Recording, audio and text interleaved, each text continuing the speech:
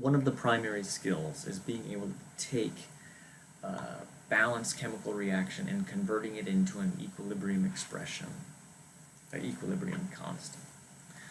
And it's at this time we talked about how it's approximately equal to K or Q are both approximately equal to the products over the reactants.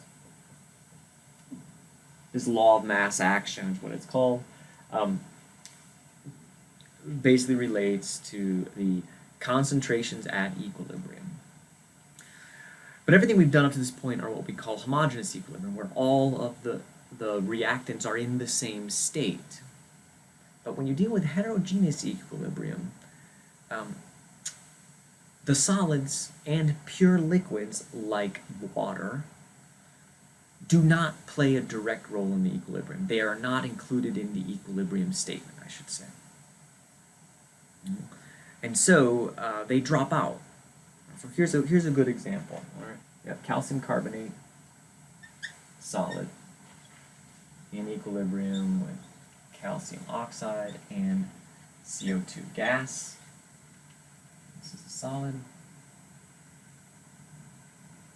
But for the most part, we usually ignore state in reactions, but it's very important in equilibrium. The solid's concentration, grams per mole, the density of the solid, doesn't change over the course of the reaction. So its concentration is constant.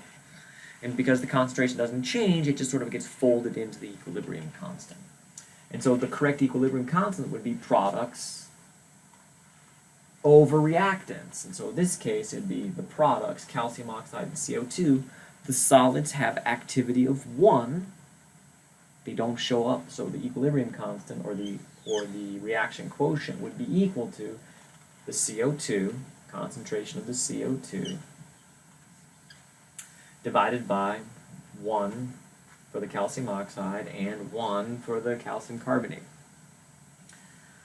Or in other words, Q would just be equal to the concentration of the CO2.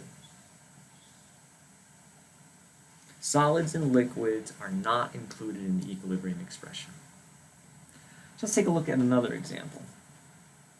Let's take a look at the reverse reaction for this case. Again, Q, the reaction quotient, would be equal to products over the reactants. Here the product is calcium carbonate, has an activity of 1. And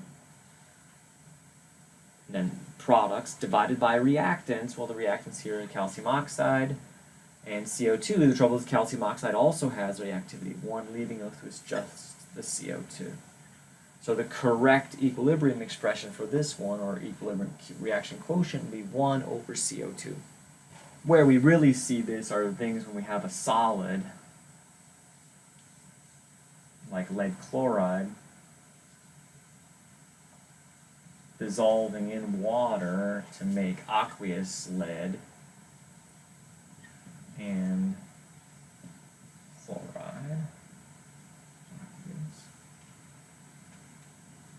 Solid dissolving into ions, well these ions would play a role in the equilibrium expression. The equilibrium expression would look like K times the products, concentration of the lead, aqueous, raised to its power, concentration of the chlorine, aqueous, raised to its power, divided by the solid. In this case, the solid has an activity of 1. So it doesn't play a direct role.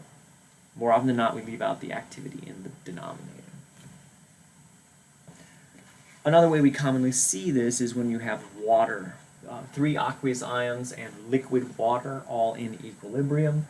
Aqueous cobalt that has 6 waters bound to it, 4 chlorines, and COCl2, carbon, and cobalt tetrachloride, dianion, serving as our product, produced along with 6 waters.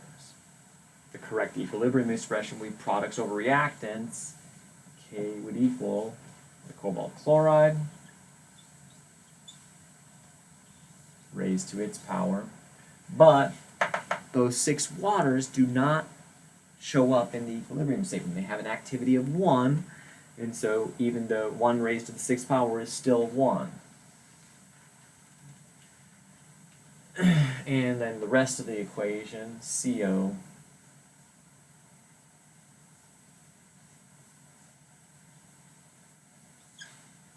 raised to its power, and the chlorides raised to their power of 4. So, heterogeneous equilibrium, solids and pure liquids do not show up in the equilibrium statement.